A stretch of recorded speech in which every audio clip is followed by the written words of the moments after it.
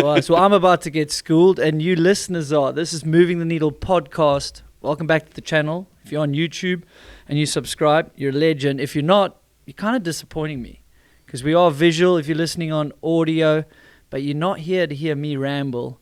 You've just heard from the man himself, Tony Seagrave. He's got two youngsters. Well, they're not. We've got three youngsters in total. Three youngsters in total, two of which are world famous in the mountain bike industry. And we're sitting in person here, which is really special to do. Thanks for making the time. At the Fox US Open of mountain biking. We're actually in the hotel. You guys are with your sponsors. I gate crashed some of the events, which were pretty fun. And we're at the Monster Energy Pro Downhill Series, which is awesome that you guys are out at this race series, because I've been following it along. And I think, I mean, straight off the bat, there seems to be room for more racing, more high-level, like, standalone series. We've been watching it the past couple of years, and it has been getting better over here. And you can see that in the races that are turning up to World Cups as well. So yeah, we've wanted to come out here for a couple of years now, and it's great to be here. And it looks good so far. Yeah, I mean, I remember racing in the States. Like, the fan base is like really core fan base, and you were speaking about Instagram and influence, and I think Tahnee's influence. I mean, I dropped in behind a teenager, and then I quickly realized she was a girl, and I thought, okay, probably going to go past her on this jump trail. No, whips were amazing. Speed was ridiculous. She was riding with all the young juniors, and it's just so cool to see. Like, what's it like? You know, you obviously have many roles in the industry, but I know you're a dad, like, through and through. Like, how proud are you of Tahnee and, like, the influence she's having on the sport? Yeah, I mean, obviously that was not what you intend when you set out. It was purely to get Tahnee on track and see how far she could go with her career. And the way it has gone, you know, we never planned this. It wasn't, you know, she was never going to be a influencer of the young, you know, the next best thing coming through. But it seems that, you know, to me, there's the likes of, you know, there's Miriam, there's Tahnee, there's various others in there which have been kind of like the States people for a little while, you know. And now seeing all these youngsters coming through is absolutely amazing. You know, and they are, like you're saying, they're getting so much better. They can do everything. I mean, you raced back in the day, and I don't think the women could do what the girls are doing now. You know, no, I mean, that's just fact. And it's just progression, basically. Yeah. You know, they're learning off the boys as well, which is great, and you're just seeing how far they can take their riding, and everything's always been possible, but I just don't think they've pushed themselves as they do now. It's unbelievable. But sometimes you need to see someone do it first, right? Like, us guys had that from a long time, and then the internet, everyone can be at home and see it. And then with the girls, like, yeah, you can see the guys do it, but can you trust that the girls can do it? And then we may be more talking on, like, the jumping side, the hardline stuff. Like, I've had, you know, I was on teammates with Tracy Mosey, and the speed was incredible, and I did testing with her, but they weren't working on jumping, or they didn't always have siblings that were chaos, that would, like, drag them to the dirt jumps and, like, help them progress. And then someone sees Tahnee do it and go, you know, and then, like, Gracie Hemstreet, Phoebe, like, it's just like you say, the progression and the style has evolved as well. Evolved. No, exactly. And I think, you know, you're right. You know, Tahnee started riding before Kaos, and then kind of dragged Kaos around with her. But obviously he progressed. As a boy, he progressed a lot quicker than she did, but then she's learnt from him, you know, and they've just learnt together, and then she's always loved to send it, and that's the thing. And I think as well, Tahnee backed off with that with her racing career for a little while, but then realised, you know, that her passion is to go big as well. So, you know, and she's bringing all that back into her riding as well, and really loving it, and it's great to see her inspiring others to do it. Yeah, so have you seen that's, like, helped her confidence by putting her out of her comfort zone, going to hardline, testing with the other ladies? Like, it seems like she's really embracing, like, what makes her tick.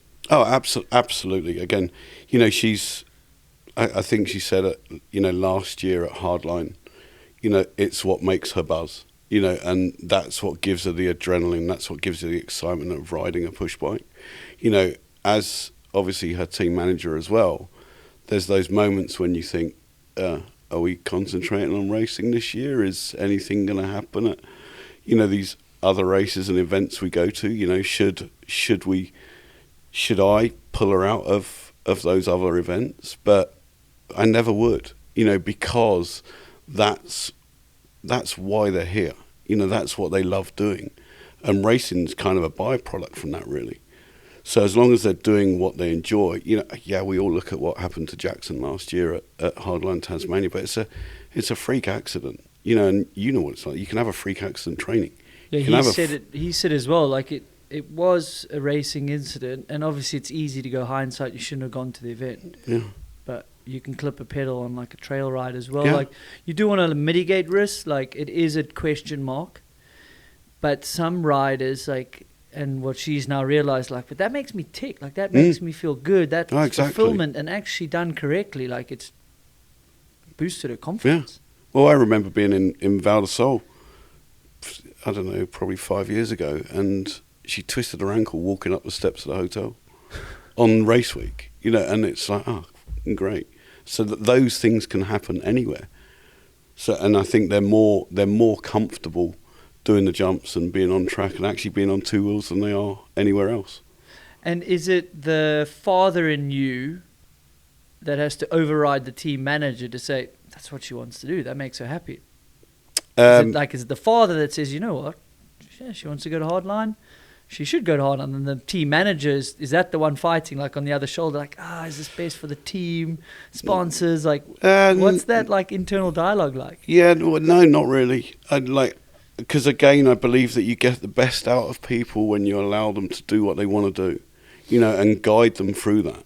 When you stop doing them, and I always go back to the whole, tiger in a cage thing. You take the fire out of their eyes and they're nothing, they're no one anymore, and you can't do that. Okay. And again, yes, we're going back to Jackson, but you look at him. How much fun is that kid having when he's on his push bike? And it doesn't matter what event he's at. It's how much fun he's having. And happy riders, in my opinion, are fast riders. And if you can keep your riders happy in those ways, and you're not going to do it by telling them they can't go to an event. You sit down and you go through it with them all, but ultimately it's their choice. And the happier they are, the faster they are. So that, as a team manager, gets me a faster rider. Yeah, no, I use that slogan all the time, and I was that type of rider, like in the pits and like social, and I think some of my teams were like, oh, he's pissing about, he's not taking this serious enough, but that kept me happy, right? Socializing, or going to a street race, which some of them didn't like, which I totally understand. Like if I was a team manager, I'd also be like, sure, this is the best thing, and then, so you guys do sit down beginning of the season or whatever and be like, yeah, I wouldn't say we sit down and discuss it all. You can kind of tell what your riders enjoy and what they don't enjoy. And it's kind of, for me, it's one of those. I'm all, this is the thing, when you're managing the team, you're always looking. You're always looking and trying to analyse what you can see within those riders, and you can see when they're happy. It's everything from, when they get into the pits in the morning to when they leave at night. You can see and you can monitor them, and you can kind of sense what makes them feel good. Like the energy that's in. Yeah, exactly. Yeah. And you can kind of sense when they're down, and there's certain things. And we, currently we've got this thing which is basically within the pits as well. We call it eliminating the noise, and everything that we can do to eliminate that internal noise that goes through your head. Whether it's something simple from, where they have to store their gloves or their kit when they're in there. You don't want them to have to second guess where it goes. You don't want them to have to second guess where they find anything. Food's laid out at a certain time, because you're eliminating the noise of, I need this. As soon as a rider, I think, starts saying that they want something or need something, then we're doing something wrong. Because you're taking away what they're having to think about that weekend. Yeah, so you're trying to solve as many problems for them and like decrease the energy they put in. Yeah, exactly. Yeah, totally. So all that, leading back to it is, you're trying to, I wouldn't say analyse, but you're trying to work out how your rider ticks, or how your riders tick, and what makes them happy. And obviously I've been with Tahnee since she was born, so you kind of know that if I walked in and said, you're not doing hardline, next race would be pathetic. It really would, it'd be, And I'm not saying that she'd sulk about it, but it's one of those where, you know, you're taking away the things that she enjoys. So, you know, it wouldn't be a rubbish race, but, you know, it wouldn't, it just, you could feel the energy would change a bit and shift a bit, and you never want to do that, never. No, definitely. And where, like, at what stage did you realize your kids could make something of themselves in the sport of mountain biking? Like, because it was a father first before, like, yeah, like, I mean, luckily we've got quite a sporting family as well. So my eldest was in soccer, you know, football. Sorry, we call it football league, probably. So until a extremely high level, and then we, as you probably remember, we moved out to Morzine when they were quite young. So Tahnee was 8, the eldest was 14, Tahnee was 8, and then Kaos was 4, I think, at the time, or 5 at the time. And yeah, they'd kind of started riding before we left the UK, and then they just fell in love with it. And I think no matter what they would have done, especially sporting wise, they would have been, I'm not saying they're fucking great, but you know, they would have been good, or they would have put the effort in to try and achieve, you know, the best they could. And you can see that now in them. So yeah, I was, you know, used to race a bit of BMX when I was a kid, but that was about it. And I just enjoyed the mountains. So I wanted to get them out there as soon as we could. And it seems to have proved okay for them. And just a snowball effect, like riding, then like entering a race was natural, and then the results come, and then like... Yeah. Well, Tahnee's always... Kaos was more everything ride. As in, you know, he'd be out there doing whatever. Well, even from the beginning? Yeah, pretty much. He'd just want to ride. And then Tahnee would ride, but then she just went... As soon as she started racing, all she wanted to do was race. You know, that was the bug that was inside. And it wasn't only that, it was trying to get better. You know, her first races, I mean, she was a minute back from other girls, you know, but she'd chip away, and each race it got better and better. And it's the same when she started racing World Cups. You know, she raced when juniors were in with the elites, and it was just chipping away. The first thing was to qualify in elites, and then it was just to get closer to that, you know, maybe it was the top 10 then, and then, okay, I can get further up. And that's all she's ever done, is tried to progress every single time she goes out and rides a bike. And the team, like, when did you start formalizing a team? Like, was it out of necessity, or did you kind of like realize early on, like, it would be a good plan to put in place? Well, yeah, I mean, it never was the plan. But, you know, we had some help early on. Nigel Page used to come out and stay at where we had in near Morzine. So he used to come out and stay, and he kind of helped her along the way, saw a little bit of potential in Tahnee and started going, oh, you know, I can help you get, you know, X, Y frames and parts to go on them and things like that, you know, cheaper costs. And then we connected with, obviously, the brands that were helping her out slightly. And then, you know, more and more things came as she progressed up that little racing ladder. And it got to the point where teams were asking about her to be, you know, when she could start racing World Cups. However, back then, you'll remember, women weren't very supported within the industry, especially when it was racing. No, it wasn't that many that could get support. No. Remember, like, Tracy Hanna, like, could win a World Cup, but couldn't get a ride. And then she'd be working in the sand mines. She went home to a sand mine, then came back, and, like, I don't know what, I think the story was she came back and then, like, won the first one. Got on the podium. She did at Pete Marisburg, wasn't it? But she had to basically walk away from lack of support, not lack of results. So, yeah, you're right. There was a tough period there. Kind of, that was when that industry went through a lull. That's how... Yeah, no, that totally. also happened at the same time. So whatever anyone was offering us or offering for Tahnee wasn't what we'd already got. And I wouldn't like to turn my back on the people that had supported her to that point. So I kind of went, oh, you know, we'll go. You know, let's just go. Let's just go racing. And that's kind of what we did. And in the first year, we had some young lad come out and stay at our place for a bit, and he helped as a mechanic. So it's just the three of us on the road. And so that first year of Tahnee Racing World Cups was, just the three of us. And I remember her completely spannering herself at Val di Sole at the first race, which was awesome, seeing her carted off in a little blood thing, and it's like, oh, great. But then turned up to Fort William the next one and qualified for the elites in her second race. So, and that's still as a junior.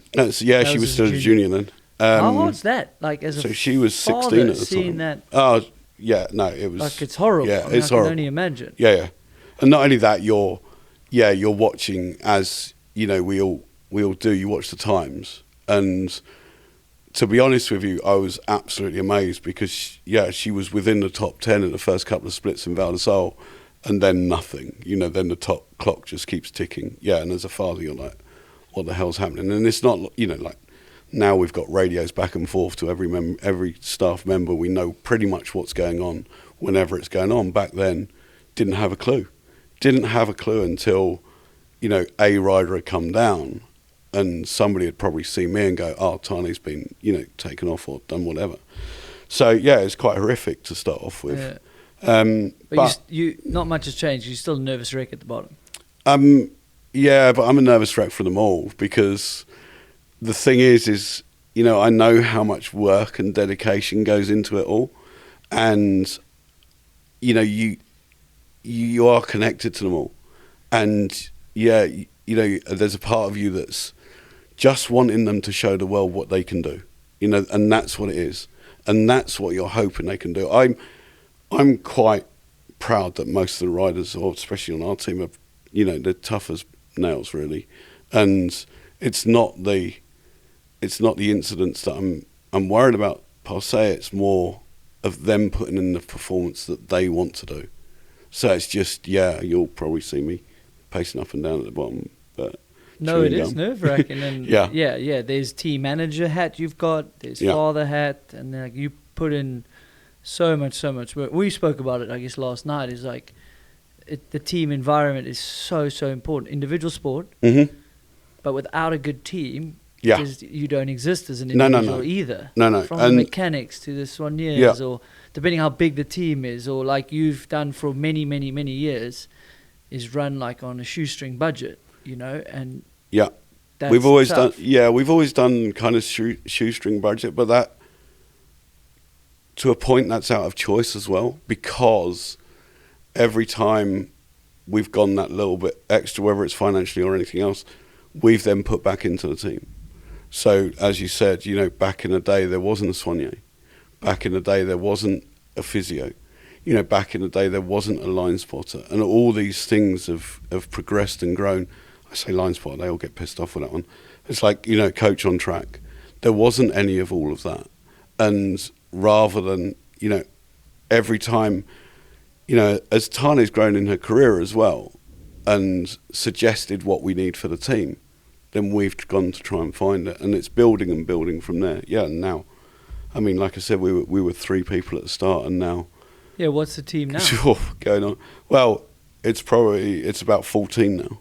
Really? Yeah. That's inclusive of riders, obviously. Yeah, it's well, that's 4 riders, but you've got everything now that goes with it. You've got freaking media, and and you need it all. Yeah, you guys are doing that series, huh? Yeah, so we're doing the series as well. So, but you need, this is what you need to participate at the highest level, and our theory has always been as well that especially after Tahnee's concussion season, where she didn't race at all, that if we're not winning on track, we've got to try and win off track. And that means that our media's got to be good, or our social's got to be good. And there's a lot of thought that goes into it, and it's not just, put up another post, let's do that. We do kind of plan our race weeks, prior to there, and then, afterwards, and what we're going to do. Yeah, this modern age is tough, right? Like the athletes as well, like you want them to just focus on the racing, and then their catch-22 for the brands is like there's a powerful social media influence. These videos you do series that don't cost nothing to make. Oh no, exactly. So you have to include that, and it's a good strategy to have, but it comes with a lot of investment and work, right? Yeah, totally. And it's kind of like your backup plan if someone gets hurt. You still got the video series, and dude, props for pulling that off. And it's tough to stand out in this day and age as well. Like, well, that was the thing. Is, you know, early on, people said to me, you could never achieve what you want to achieve with a female athlete. And I kind of, you know, some people say I'm a dreamer, but you know, it's like, what's the tattoo? Yeah, some say I'm a dreamer, but it's purely, yeah, I get a fire inside me when somebody says you can't do something, and then it's like, no, you know, and you look back then, you know, what was it, 12 years ago when we first started up, yeah, it was tough, but I feel as though we've proved a few people wrong, you know, and then it's continued to grow year on year. Well, now, and look at the team, you guys are supporting other athletes that are not part of the family. Yeah, totally. So that's really awesome. Well, that was just to do a stopgap before Kaos could race. Back then, no, that's not true. Well, no, now it's filling the gap because he's not racing anymore. Yeah, well, exactly. I mean, we had some great riders come along as well, and I was so glad we gave the opportunity to those riders. I wish again we could have kept some of them. You know, Mike Jones back in the day. You remember how good Mike Jones was, and I was gutted when he left and went somewhere else, because I believe that again would have been a platform to take two really good juniors, which was obviously Tahnee and Mike, all the way through to being two really good elites. But obviously, you know, we didn't have the finances back then to keep hold of Mike, and if we wanted to carry on doing what we're doing, you know, we had to let him go. Yeah. So yeah, off he went. And then obviously, you know, Kaos's intention was always to be world champion. As a kid, that's all he wanted to do. Racing. You know, yeah. Did he verbalise it to you? Yeah, he told me several times. Really? You know, yeah. Oh yeah, he wanted to be on Sam Hill's team as well. Didn't want to be on our team. He wanted to be on Sam Hill's team. But that was, you know, that was back then. And then he realised that, yeah, free riding's a lot better than racing. Well, for his personality type, like exactly. You said he was always doing other stuff. Like, when did you notice it before him that he's probably going to step away from racing? Yes and no. Kind of, you know, he's my youngest son, and if anyone knows, you know, father and son, we can butt heads quite a bit. So as it was becoming more pressure for him to race, I noticed that him and I were arguing a lot more, which is not the right environment to be around either. So, you know, it just, and you could see that it was upsetting him more and more as well. You know, his natural ability only took him so far. Yeah, and then you've got to put in this whole, as you know, you've got to put in this whole other side to be the very best. And Kaos at that point just wanted to ride his bike. You know, it wasn't all the other side of things that, and I'm not going to take this away from him because he does train, but the hours in the gym, you know, all of those kind of things, that wasn't him. That's not who he is. Yeah, he'd do enough to be fit and be strong, but it wasn't that extra bit. He would much rather go out and send it on his bike. The other problem is rest. I would guess that when you're meant to be resting, he might be out dirt jumping. Exactly. So he's actually doing more. Like, he's very bike fit. So it's not isolated to racing, and then that was killing him to be like, sit still. It's like, so is that where you guys butted heads? You know, that's the thing as well, is like, you think you're doing everything right. It's like, I'm riding my bike, I'm doing all these things, why aren't I faster? You know, and yeah, that's where we butt heads, because it's like, oh, if you did this, maybe you'd be a little bit faster out there. Yeah, and a teenager or young 20-year-old doesn't take much feedback from a father. Oh, definitely not. I didn't. Definitely not. And that's not much. No, and that's where it's been. That's been the hardest thing about running the team, is the relationship that I have with Kaos. That's been the toughest thing. I can imagine. Yeah, that must be really tough. You know, it's tough. different with Tahnee. Anyone that's got, you know, father and daughter, it is different. You know, we can sit down and chat, whereas I could sit down with Kaos and chat, and I could tell him I've got a blue shirt on, and it would be the wrong shade of fucking blue, man. It's, you know, it'd start up in an argument. It's just how it goes. Yeah. And it's nothing like wrong or right with you or him. No, like, definitely not. It took me till my mid-20s, I would say, to actually like reflect and appreciate everything my parents did. There were glimpses, and I butted heads crazy with my dad when I was 18. Can you speak to him then? To Chaos? No. I certainly... No, he's good, dude. He's got so much better. I've probably gone through a bit of that with Danny and stuff. Like, you know, it's... Yeah. Well, the thing is as well... It's just like, I kind of tell most dads, like, yeah, they're not going to realise for a little while, even though you wish they would. Oh, no. It's not about appreciation, but it's about the conversation and connection of exactly. Like, oh, he was doing it for the right reasons and he actually knew. But yeah, they're like trying to find themselves as men, I guess. But also saying that, you know, you see him now and he's a completely different character than he was when he was on a race team. True. You know, he's still part of the race team now. You know, he still puts in, he still does some line stuff when he's there. He still, you know, hangs out with the crew and the team, and he's so much better. And everyone in the team says he's so much better now as well, because he is way more helpful. But he's also doing the things that he wants to do, and he's out there inspiring others, and that's all you can ask for. Are you guys? Is your relationship a little easier to manage? Totally, because he's like in a better place, and you're like. Yeah, accepting of that. Yeah. Yeah. We still butt heads, you know. We still it's part of the game. Exactly, but yeah, no, it's much better than it was. Much better. And he's doing awesome stuff, like you say, inspiring stuff. The edit he did was really amazing. Yeah. That was cool. I see him at Dark Fest most years. Yeah, and other events. He's got that. A great lad. Yeah. Like it's great to be around him. Yeah. And again, I know he's my son, but he's got that style about him, which is just effortless as well. Yeah, no, people might think you're biased. No, you're not biased. Like, his style is insane. Like, it's he's a world famous free racer, or are we just calling him a free rider? I don't know what is these days. Dude, we've said this before, and we've said free racer, and I've been called out online, like, what the fuck's a free racer? You know, but he was good at racing. I think in his crossover year of going into free riding, he would have been a free racer, you know, like Brendan. Brendan coined the phrase. Yeah, we coined it for him. Yeah, exactly. You know, but he's now gone totally off of that, and he's just riding his bike. You know, and like I said, it really is inspiring others. It's cool that in this day and age, like I guess with the internet and edits and brands seeing it like that, there is a place for him. Because in like I don't know, 15 years ago, there might not have been that transition period because he like didn't start in free ride, so he maybe wasn't in like the movies. Yeah, no, and exactly. He would have not had a place in the industry. No. But now like the brands like see it, and then he's still like under your umbrella, but they're like supporting him for doing what. Exactly, and they can see the potential in it as well. You know, he can be used for so many more things. I think that sounds terrible. Using my own child, but he can be. You could describe it as that, but it's not malicious. Same with Tahnee as well, I suppose. Yeah. Well, I don't see you driving a Ferrari, but no, exactly.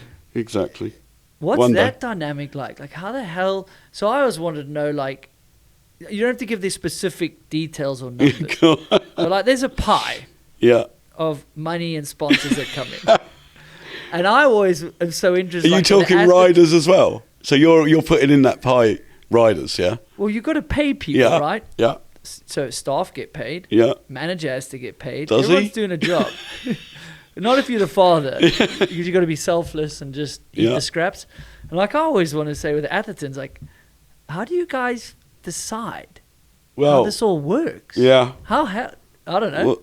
How does it work? Well, the brands don't want me, do they? Let's be honest. So, you know that. We've always, because of the way we run everything, to start off with back in the day. So basically, I knew that obviously the brands are paying in, especially when it was just Tahnee and I. So they were paying in for her to go racing. Fair, right? yeah. So there was no salary, nothing for, you know, her as well, because all the money coming in, we put it just back into racing. Yeah, the expenses of going racing, which is high. We'd sell a few bikes at the end of the year, put that back in the pot, and then we'd do it again. You know, and that's kind of how it evolved. You know, and that's what you'd keep doing. So I've always ensured, especially because Tahnee was the bigger pull. You know, I've always ensured that she was able to create her own contracts with everyone. You know, and she's in a very good position, as in the length of her contracts with some of the companies now. They're longer than most people have even been in, been racing, Awesome. and so it was all about building partnerships back then and sticking with those guys for as long as you could, because of the back and forth between it. You're helping the brand out, the brand's helping you out. And then she's just been able to escalate. And then basically we'd pick up the scraps from that to then go racing. It seems to take the difficult conversation out of totally your hands to say, like, absolutely. the brands deal with it there, then the team kind of has a budget, and like there's you happen to be one of the roles. Yeah. For sure. That's awesome, yeah. No, and that's how I looked at it with the Athertons. Like, that was probably more challenging when 3 of them were all racing, and they're like, okay, so how are we going to divvy it up? Who's got more pull? But yeah, maybe the brands kind of can just dictate some of those questions. But I mean, then, nowadays it's obviously a lot more complicated, but it's not really, it's still, you're paying for those riders, but then obviously you're paying for the team to operate as well.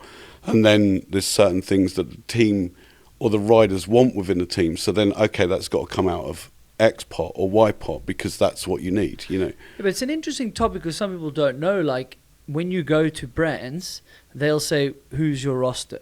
And you'll say, okay, well, I've got this committed roster through a year or two, and then I'm trying to get this. Can you give me more money? Then I can offer this one. That's chicken and the egg all the time. That's kind of the simplest way to put it, right? And maybe that is news to some people, yeah. Well, people have often asked how long is Tahnee's contract with the team. Stupid question, isn't it? until she changes her name. Yeah, well, exactly. I don't think, I think I can't say this on here, man. Jesus Christ. I signed her contract with the team for the past however long. It was only recently when she started, asking about it. That it was, Yeah, well, fair enough. There comes like a stage where you are the father taking responsibility of all that, and then I would guess, like, the older they get, the more they want to learn and be on their own. Shit, you know what, you're old enough, like, well, this not me anymore. Yeah, exactly. So I'm not even going to speak for you. You have to go speak. Well, exactly. And also, what I did was we got in. So we've got Elliot Harper in with us, who started doing the media stuff. But the first contact with Elliot was as a personal manager for Tahnee, and I got that in because it was starting to get awkward. Yes. The more money you're asking for, the bigger proposal you put forward.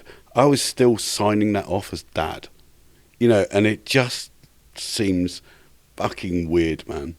You seem like this pushy parent that's wanting the best for their child. And I'm not saying that that's how it's come across, because like I said, we built these brand relationships. So nobody ever really looked at it like that. I'm telling how I felt. I actually felt awkward sending these proposals off, especially when it was just dealing with Tahnee's stuff. It was dealing with team stuff, it wasn't too bad. When it was dealing with Tahnee's individual contracts it really did start to gyrate on me. So yeah, we sorted it all out, and it's going extremely well for her. Oh, that's awesome. And I mean, dude, what a resurgence this year, right? I mean, if we do dig into a few of the results and some of the damn bad luck and close shaves, but it's been exciting to watch. Yeah, somebody said to me recently, there was an email coming, I was back and forth with someone, and they went, yeah, it's so good to see Tahnee 3.0. And it is. It's like the third version of Tahnee we've got racing. Because we've gone through the junior years, then we've gone through the injury years, and the injury years of fuck me, they went on. It's like 2019 through to the concussion year, which was 2022. Which that was a looking back, it's like a gaunt, withdrawn Tahnee. And you say, how do I feel? That as a parent was probably the hardest time that I've been through, just because I knew it wasn't Tahnee. That wasn't my daughter, And then we've now got this resurgence now of her coming back and kind of fixing herself. I hold my hat off to her because she always said to me, I'll come back when I'm ready. And she, like I said to her, I don't give a shit whether you pick up a bike again after the last one. Yeah, as a parent, I didn't care. Obviously, as a team manager, there's something in the back of your head going, I hope she comes back. But if she doesn't, we're going to deal with it, you know. And then, obviously, I've seen her come back, and it's like, well, you couldn't ask for anything more. It's like having the world's best rider in your back pocket.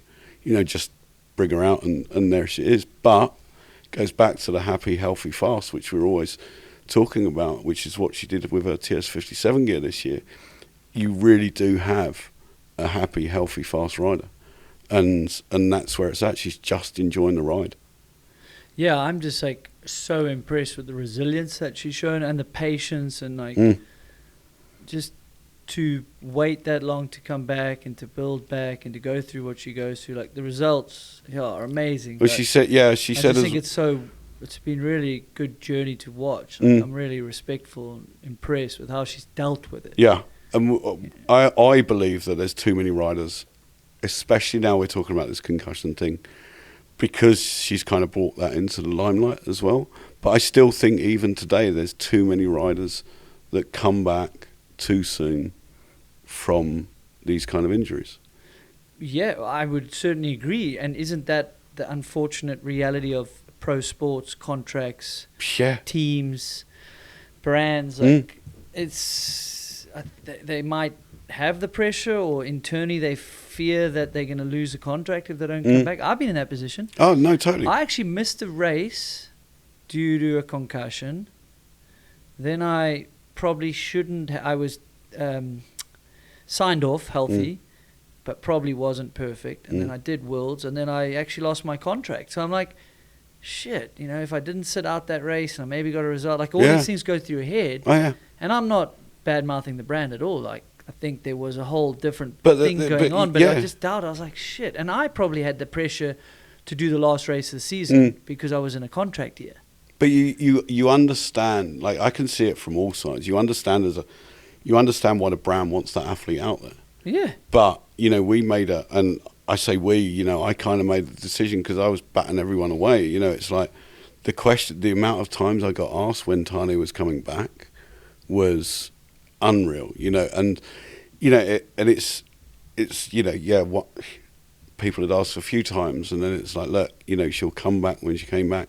And then not only that, 2023, you know, Tahnee knew as well that 2023 was just her seeing what it was like to come back.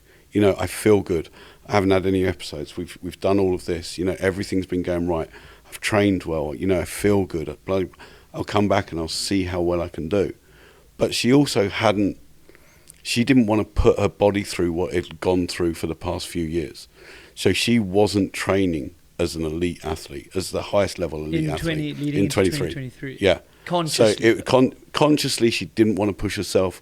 She didn't want to get stuck in any kind of hole, you know, of not enjoying it. She wanted to come back and just enjoy the ride, you know, and then that led her to, man, I want to do this, you know, and then get back into full training, which we then knew that going into 24, I mean, I could see it in her kind of eyes that, you know, 24 could be a year. Yeah, we want remember. this. We want this. She got, you know, she swung her leg over a new bike. She was having fun with that. But again, you know, you can't put it down to, you can't even put it down to the bike, because I personally think that, you know, if you've got a really confident athlete, you've seen it back in the day. You know, they could have ridden a cement mixer down there and they'd ride it well. 100%. It's when you're not confident that all those little things start bugging you. You know, they start pulling at you.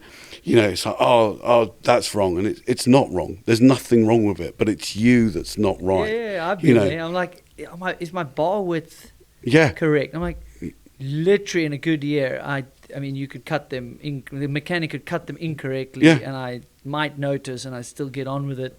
But when it's tough. You something's start searching for like things outside yourself. It's pretty natural, like human nature as well as a sportsman, and you can probably notice. You're like, they're searching, or someone that's asking about lines more than they usually. You're like, shame, they're doubting confidence. Exactly, we see it. Normally they're like just like hear the line and they like block it out if they're happy. Or confident. Yeah, we see it all the time in the team, you know, and I can be doing stuff, and you can just, when a rider comes back in, you can kind of sense that something's not quite right that week, and you can kind of predict their result at the end of the weekend as well, which I've found a bit bizarre over the time. Obviously, as you know, weather and everything else plays its part, and this and the other. But you can kind of genuinely go, yeah, they're going to be.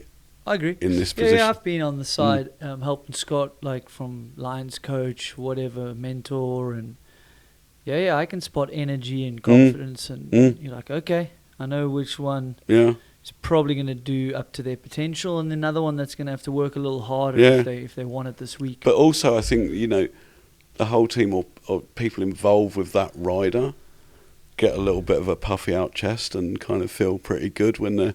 When rider's coming down, you know that it's going to be strong. You know that it's going to be good. Yeah. Whereas, like I said, the ones with kind of less confidence that week, you can kind of it's a different vibe.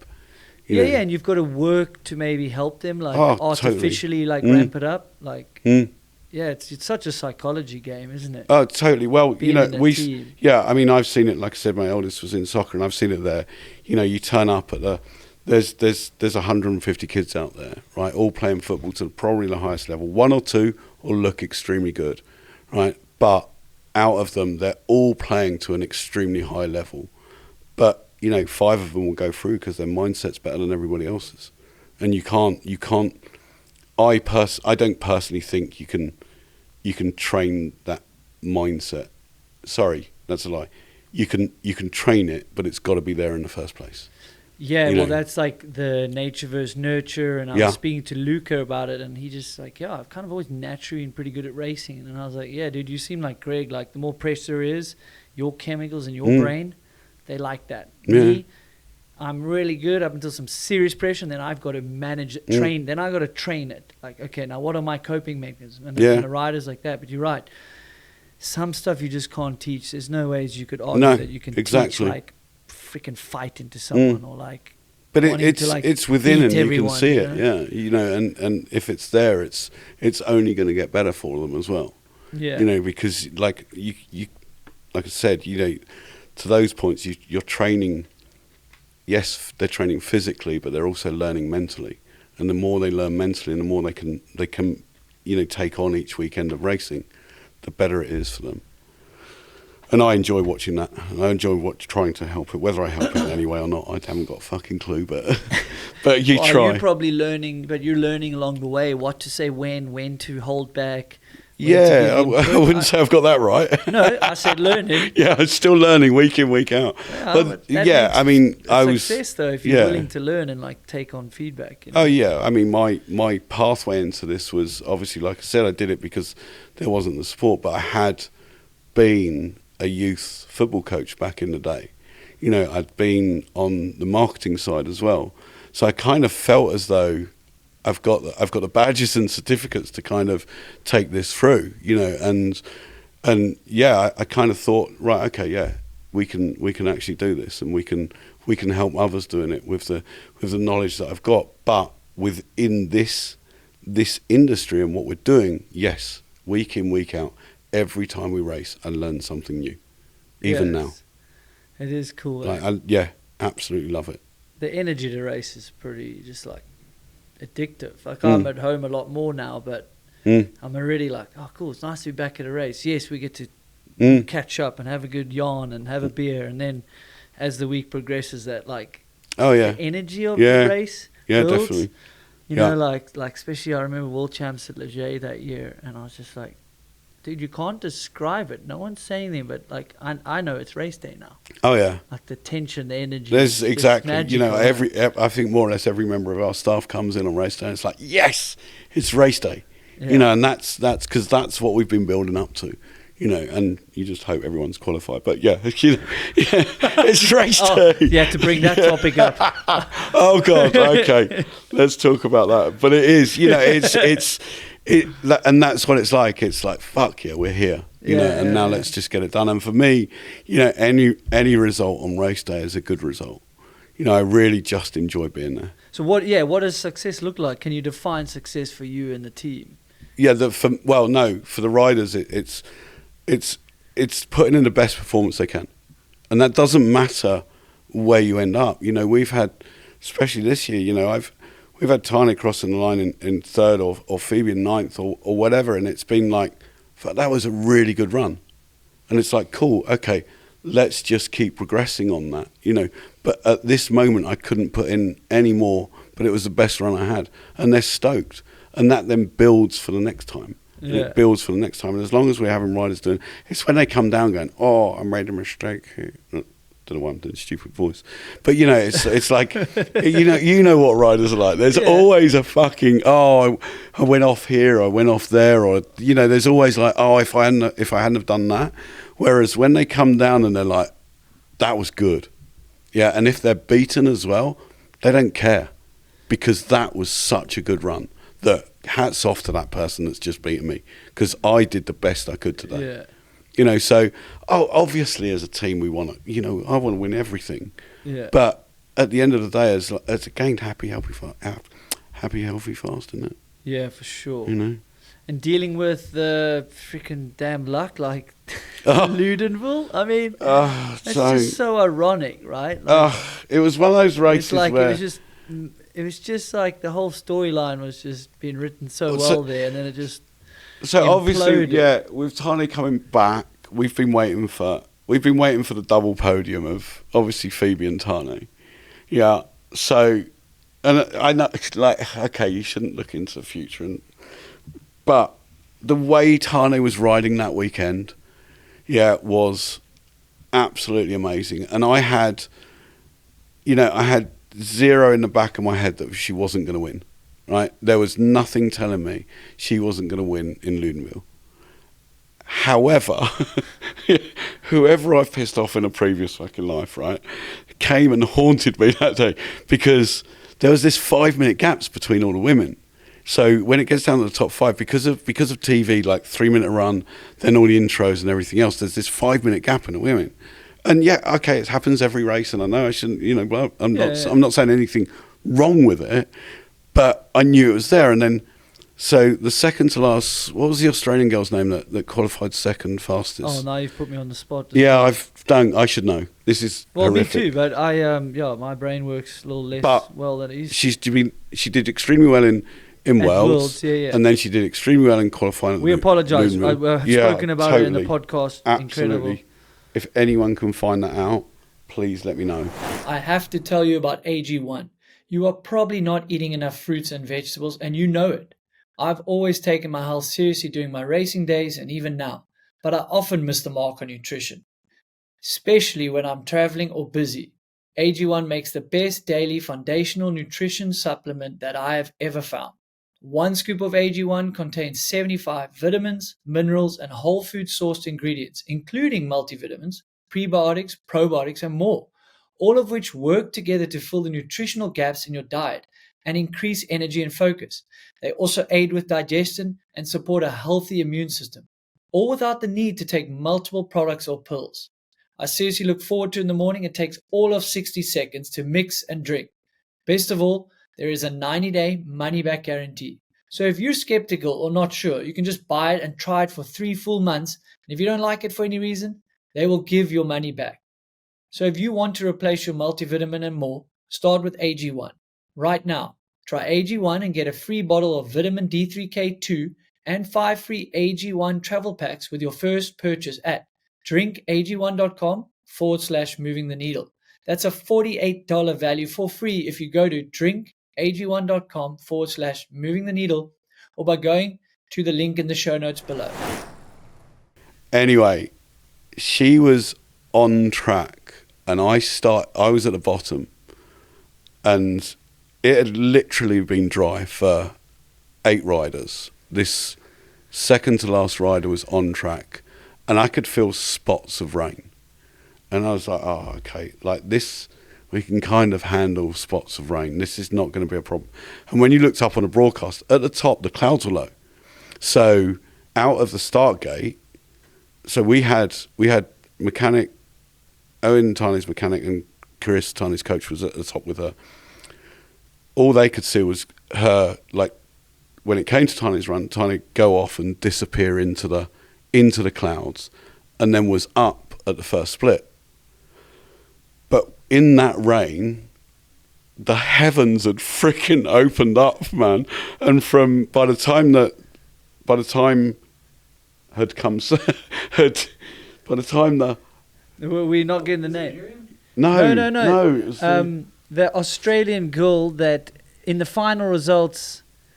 Have you got the results of Ludenville? She came Ludenville? 8th, I think. I think she came 8th. 8th or 9th. And we're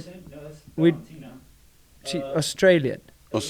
Elise. No, it's It is Elise. What's the second name? So Ludenville was Miriam, Valentina, Phoebe, Nina, Maureen, Monica. No, keep going. Elise, Valentina, Veronica. No, It it's must have been Elise. Yeah, it must have been Elise. It's Elise. She's this new, Sorry. new up and comer from Australia. She's I'd Australian. like to apologise to Elise for not knowing your name in this, and I do extremely apologise. Anyway, she'd come down, and spots of rain. Yeah. So then it started getting heavier, right? And when I don't just mean heavier, I mean the heavens opened. At the bottom of the track. At the bottom of the track. Yeah. So when Tahnee had left, she'd not even, they didn't have a clue. Know. They didn't have a clue. And the thing was, our walkie-talkies weren't working, right? So, and messages weren't getting out. And whether it was because of the rain or the weather or whatever, so messages weren't getting up. But she didn't put on an extended visor. She didn't put on any kind of change in tyres or anything because, and not only that, at that point, when she was about to drop in, I don't think it would have changed much anyway. Well, it got progressed during no her run. It got worse and worse and worse. And the biggest problem with that was, from my point of view, I really I've enjoyed watching Valley, Tahnee, Miriam this year. I've really enjoyed watching the battle, yes. And you want it to go to the last race, don't you? You want the overall to be like the last race. 100%. It's going to be. So I didn't care whether. Okay, that sounds wrong, but I didn't care whether Tahnee came second overall. I didn't, but I just wanted the battle to be taken to the end. Yes. So my emotions at the bottom were not just for Tahnee because I knew she was about to come. She slid off when she hit the rain. She said it was literally like ice. No, because she had the worst conditions. Yeah, no one else had gone down or anyone. It's actually so dangerous. Yeah. So went down. She said she tried to ride again, and she said, "No, this is just dangerous. I can't ride again. I can't push on. I'll just take it to the bottom. That's all I can do." It's I think she like came putting off. water down on tiles. Yeah, basically, luck, exactly what it's like. So then, my biggest issue with that wasn't that result. It was the fact that she was completely out of the overall, and Valley had taken it before the last race. Yeah. So it's the anticlimax, and also then within the team, we've got these mixed emotions now.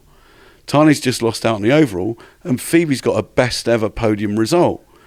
So you're there stoked for her, but then gutted for Tahnee, and it's like, oh, mate, how are we going to judge this one? But then I then send Tahnee off back, make sure she's okay, as I would with any rider, and then go back to see Phoebe at the podium, and you flip into, yay, look at this, it's great, Yeah.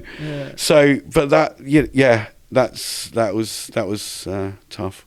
Well, that's racing is the slogan, but it doesn't really make it any easier. Oh, of course it doesn't. Any cliche saying is easier to be said than it is what it is, isn't it? It is what it is. Come on, it's not. No, it's not. That's heartbreaking.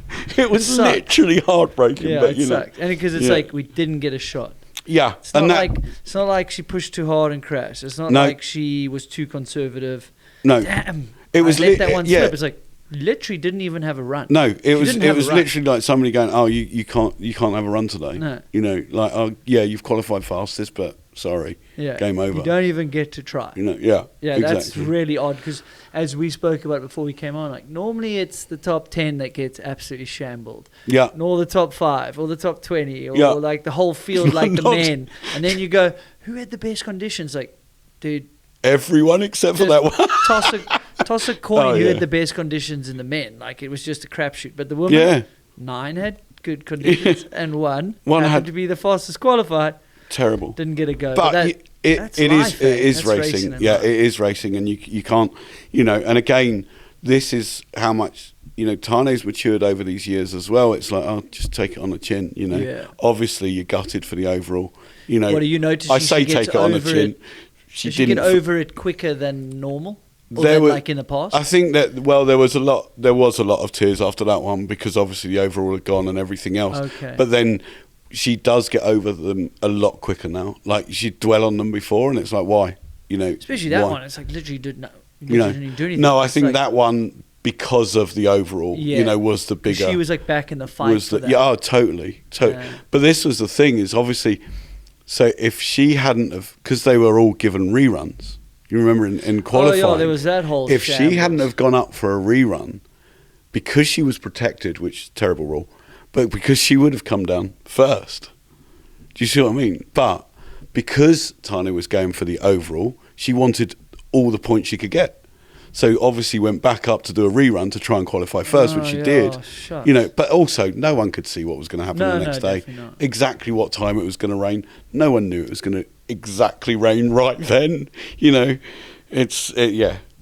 But that was fun and games. Yeah, it doesn't make it. You know what I don't want to miss in this conversation is we spoke about the Concussion came up, and you guys have connected with a company that's doing an interesting, gum guard in rugby. Yep. And you use a plate, and you educate me on that because I'm going to butcher it. Yeah, I think it's a super interesting topic. You're allowed to speak about it. Yeah, of course we are. So we got hold of a guy from basically our head physio. Sounds great, doesn't it? Our head physio is a South African guy called Wayne Diesel who used to work in rugby. So he's done rugby.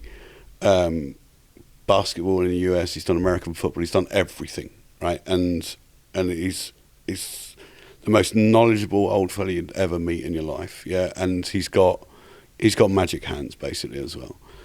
But he also, the knowledge that has been gained over this time, and especially when it comes to concussion, has proved invaluable to the later parts of Tahnee's rehabilitation.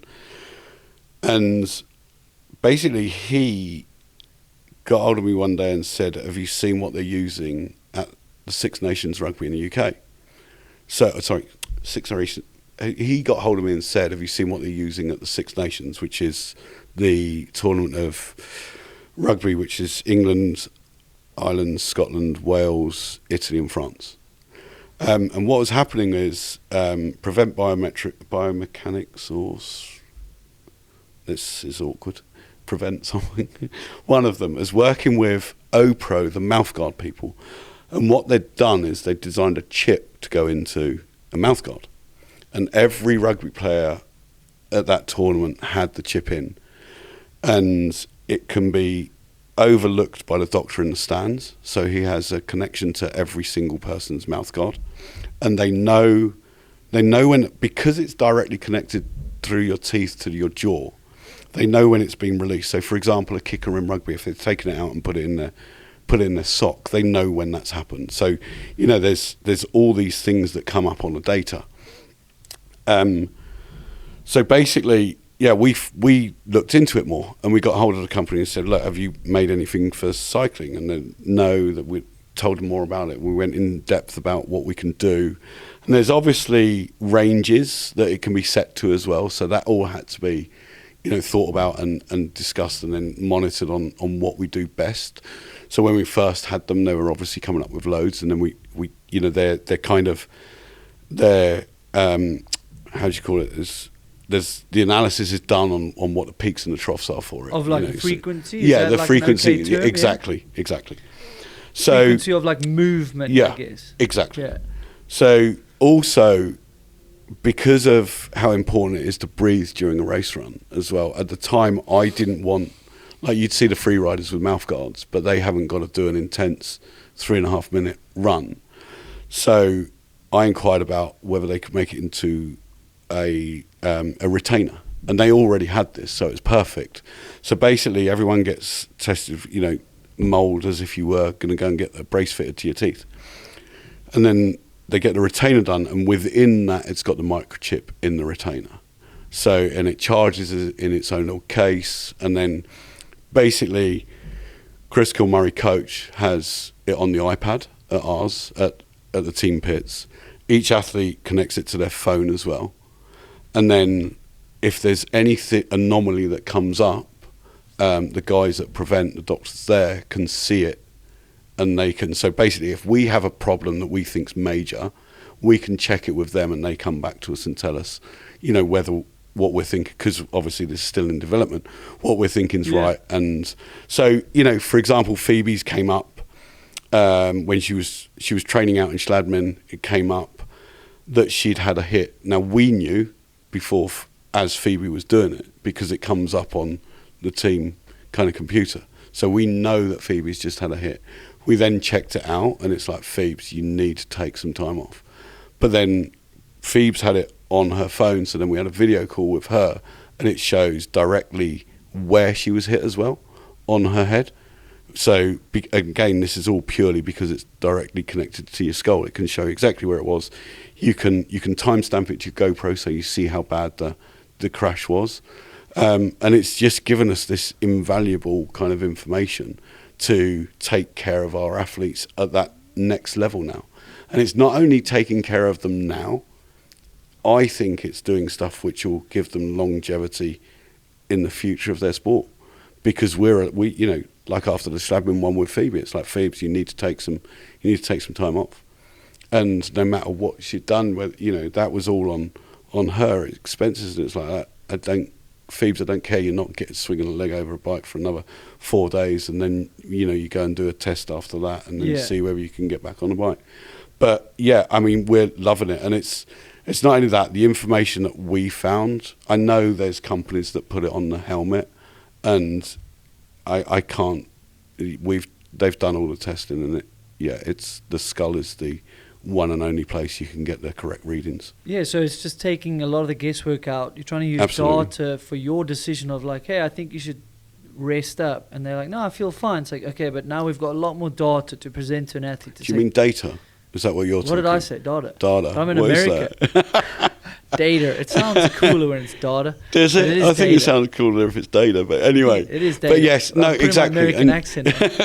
But no, you're right, and that's the thing. I mean, I personally don't know everything about it. You know, Coach Chris and physio Wayne plus Eric, the guy that does Prevent, those guys have been discussing ins and outs on what we can do for the athletes and how we can help them. You know, I just put everything in motion that we kind of get these things, but it also allows everyone to come back and talk to me and say, look, you know, oh, this has happened, or this has happened, and it gives us, and it's horrible to say, but it's the all-seeing eye, but it's the all-seeing eye to make sure your athletes are healthy.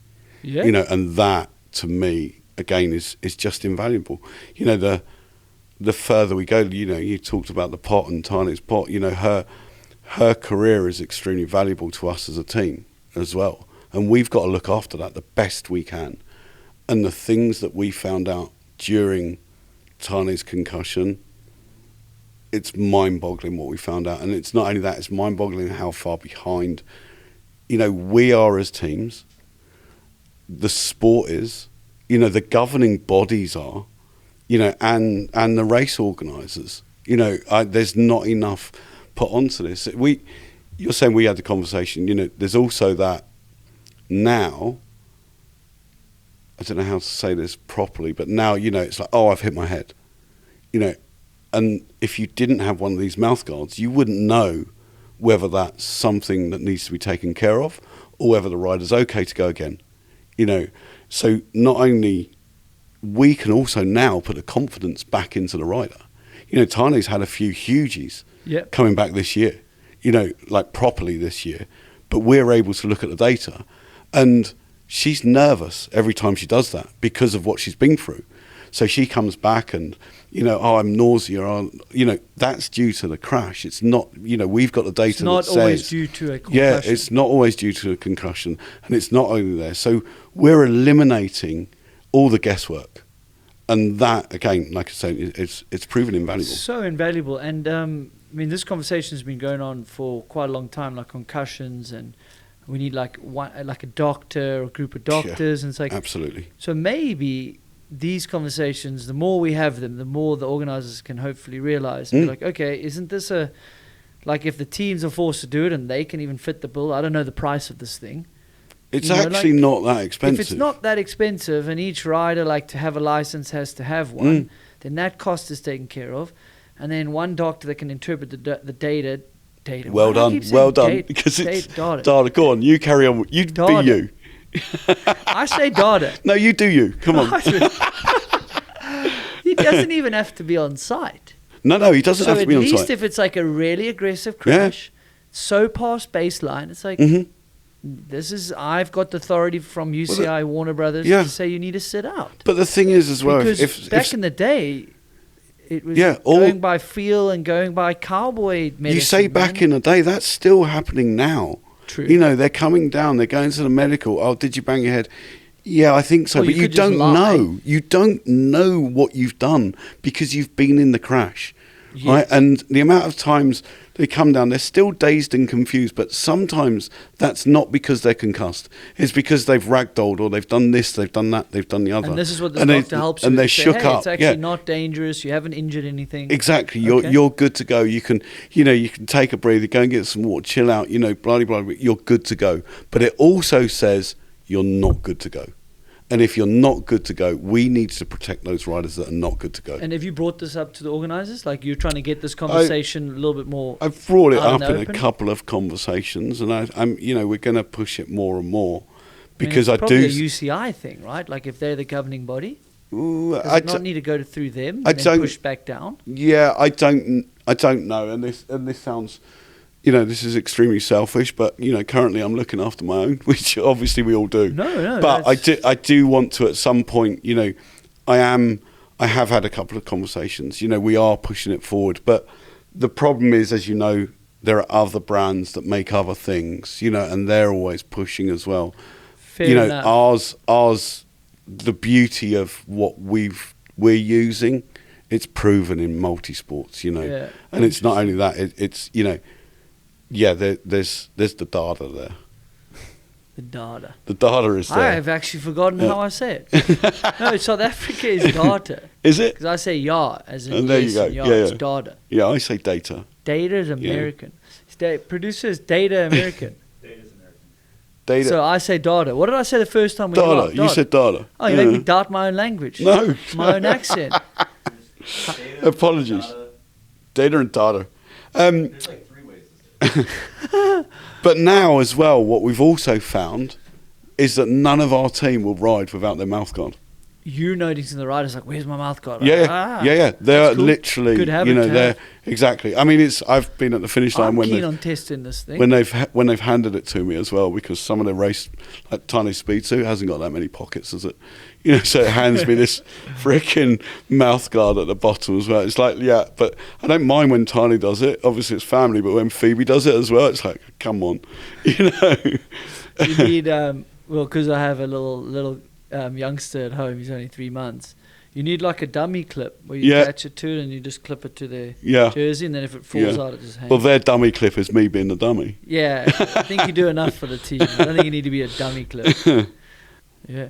I mean, I think that's a pretty good note to end it on. Tony? Dude, we're done. I don't think we got each other cancelled. No. Well, luckily we didn't talk about anything that we shouldn't talk about. But yeah, we kept it professional. But thanks for sharing that with us.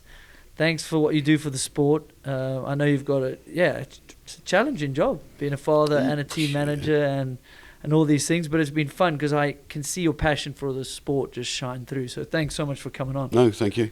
Been a pleasure. Yeah, thanks to Monster Energy. Cheers, guys. Thanks, everyone here. Yeah. And thanks to Monster Energy Pro Downhill Series for having us here. The Fox US Open would have been long gone. Someone won $15,000. Yeah. I don't know what's the women's prize money. Well, same. Equal there opportunities. There you go. This is where we're at, yeah. So, yeah, man, thanks so much. You guys know what to do. Subscribe, like, or share with a friend, or, I don't know. I don't have a Patreon or anything like that. So do you have an OnlyFans? No. Why What's not? that? You're a good-looking fella. What's that? What's OnlyFans? I don't know. I've just been. All right. I've been warned about it. Let's cut this thing.